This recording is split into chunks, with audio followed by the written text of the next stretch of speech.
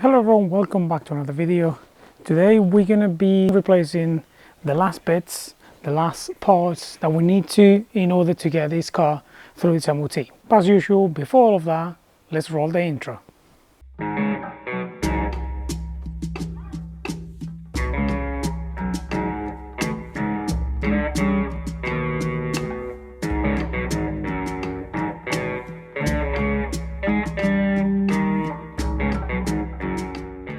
But before we replace anything, we're gonna have to go back a couple of weeks where we found something that we had to repair. So let's head back, I think it was 3 weeks ago, 2 weeks ago, and see what we found. As I said on the last video, if I found any rust on the car, any holes or any shit like that, I was gonna show it to you, and guess what? We have. So I'm here with my good friend Lee. And yeah, we're gonna try to fix it. So let me show you what we found.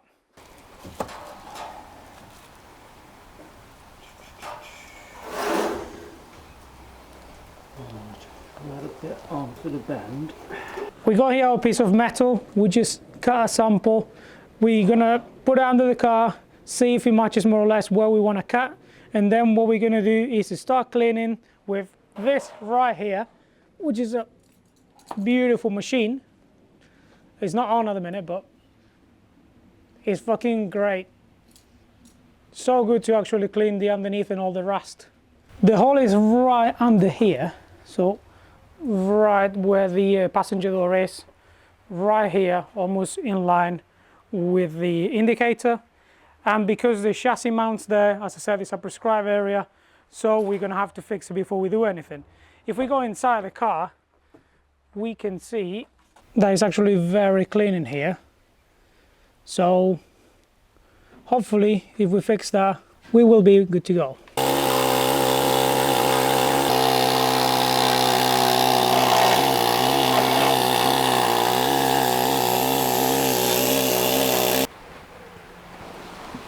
You hit plate one down.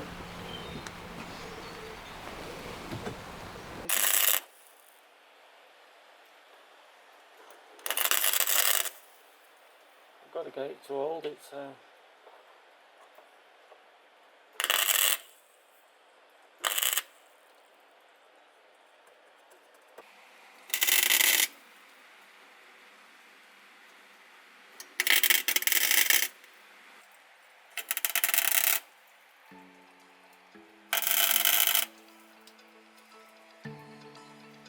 For some reason I lost the audio of this clip, so here we go with some voiceovers. What I was explaining on this video is that I could hear, almost as soon as I left my house, a grinding noise coming from the front discs, and I was expecting the worst. And of course, we got the worst. I mean, the brakes needed changing, needed replacing, and it's something that I keep postponing, and I kept postponing because I wasn't driving the car, my girlfriend was, and I was doing other things in other cars, but well, it's not an excuse, we should have done it earlier, but this is what we found. And as we can appreciate here, there's no brake pad left anymore. There's just a chunk of metal grinding on the disc. I should have learned from other cars, but you know, this is a job that is quite easy to do and you keep postponing and doing something right as well. I wasn't driving the car much, so that's another excuse that I can throw in here. But yeah. And as you can see right there, he was creating a groove on the disc because there's no friction pad in there, just a chunk of metal, as I said, just rubbing on the disc itself. So yeah, don't do this, don't be like me. And here we can see the patch that we weld, or that Lee welded for me. It's not perfect, but as well, having that mount there, it's quite hard to do it without actually lifting the body from the chassis, and we didn't have enough jacks to actually do it, so it looks pretty neat in my opinion. Repair that, we got this box here.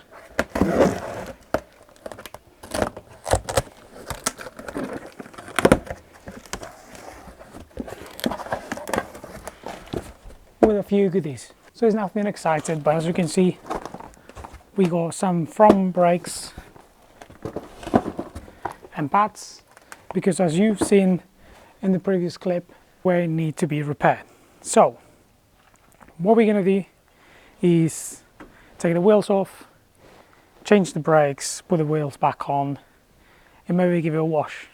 Nothing excited. We managed to weld that, and I think, I know what I'm going to do is when the weather gets a bit better, just give it a good wash underneath. And I'm going to do a video, I don't know if it's going to be very interesting or not, but what I'm going to do is lose some lino guard underneath to underseal it and hopefully keep the rust away from this car, since they are made of very thin metal. So let's do the brakes and let's see what we find.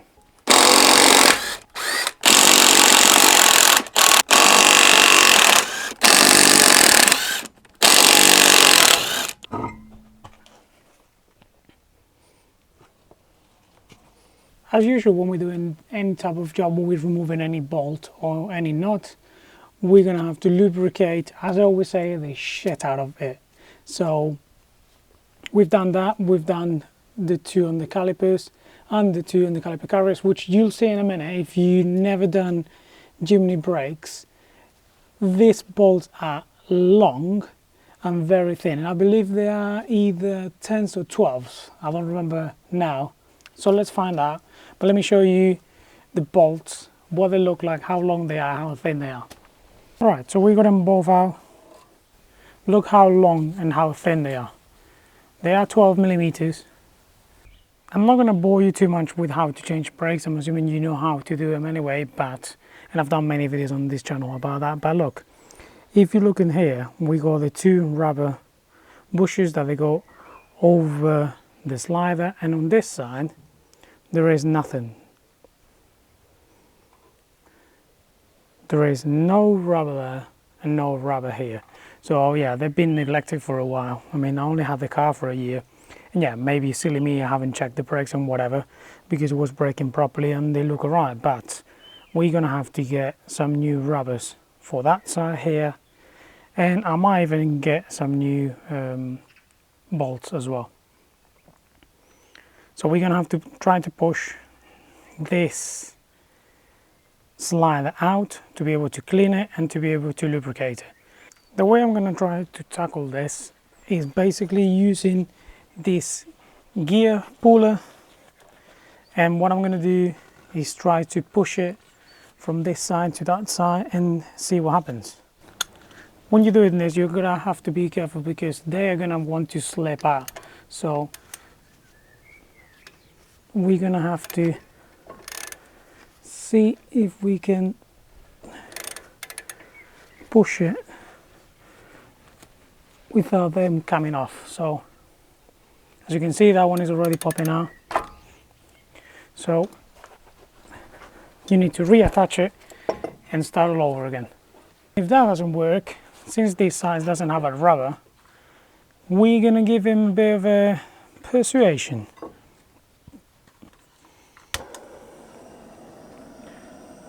We have to be careful with that hose right there.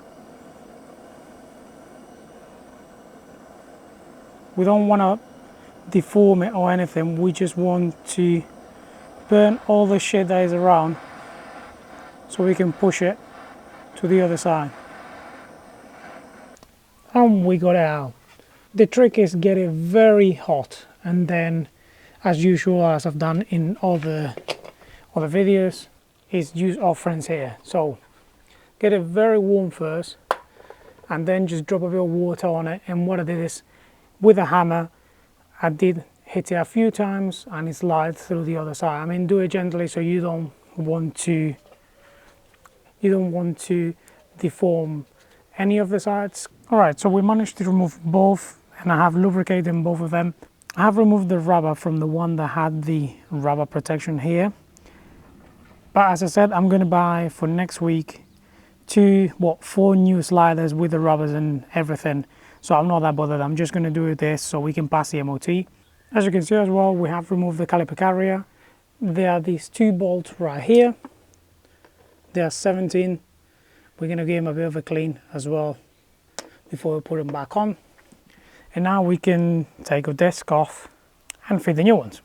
What we're going to have to do to remove the disc, and this is why I turn it this way so you can see a bit better because I don't have enough space otherwise, is get 2 bolts, 2 M8s, and we're going to put them in here in these holes that I'll show you in a minute. You'll be able to see them anyway. Right there, we can put 2 bolts, one on each side. They're going to be 13 mil, and what we're going to do is slowly wind them in. So what this will do is start pulling the disc, as you can hear it, from one side, and then we can do the same thing from the other side, and that's it, you see.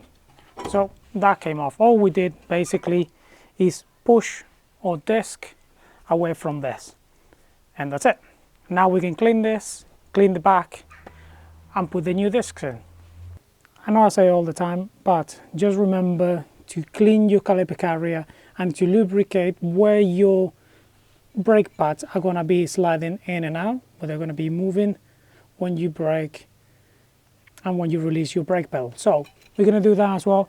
And remember to get some brake cleaner so you can get all the oil that the brake discs come with, and that way you're going to have a better brake performance. They put the oil there so the discs don't corrode, so it can sit there, and if it gets damp or anything, it should be all right. But we need to make sure that we clean it. I know I say all the time when I'm doing brakes, but yeah, remember to lubricate the guides where your brake pads are going to go in, and as well remember to open your brake fluid reservoir before we push in the caliper back. This way what we do is allow the brake fluid to rise because we're pushing the piston back and not creating any pressure on the bottle, and that way we prevent the bottle from cracking. It's silly, I always do it though. I've seen it in the past where people don't do it and it cracks, and then you need a new bottle and the whole fluid is dropping down on your engine bay, and it ain't fun. So do what you want, but I recommend you to do it this way. So let's push the caliper back, and then we can put the wheel, we can go on the other side. I'm not going to bore you with the other side, it's going to be exactly the same as this one. Here we go, the end product on the other side. This one was a bit easier, to be honest. The sliders weren't as seized as the one on the other side. So I'm going to clean the disc, all the shit that is on there, and then I'm going to put the wheel back on. Now that we fixed the hole that we had under the car and it was going to make us fail the MOT, and we fixed the brakes, we should be able to take it tomorrow to the MOT and hopefully we'll pass. So that's what I'm going to do. I'm going to pick up the tools now, get it down on the floor. I might wash it, I don't know, I'll see how I feel about that, and I'll let you know exactly what happens. I'll let you know if we pass the MOT or if we still got more things to do. And just like that, we managed to pass the MOT, but the car is far from actually being perfect, let's say. That car I don't think is ever going to be perfect, but more enjoyable when we drive it and safer. So we need 4 new tires. We need to sort out the small exhaust leak that we got in the mid pipe, and we're gonna have to check the wheel bearings because I think we got a bit of play, as I said in the previous video, on the driver's side front. And I'm gonna put a picture here of all the things that you have to replace, or you should be replacing when you do wheel bearings on Jimnys. As you can see, it's gonna be quite a few things, and it's gonna be interesting since I never done one, so it'll be a learning curve. Anyway, without repeating myself too much, we go or work car out for us on that car, on this car, and on the Forester that is behind. So as usual, thank you for watching, thank you for liking, thank you for subscribing if you do, and I shall see you very shortly.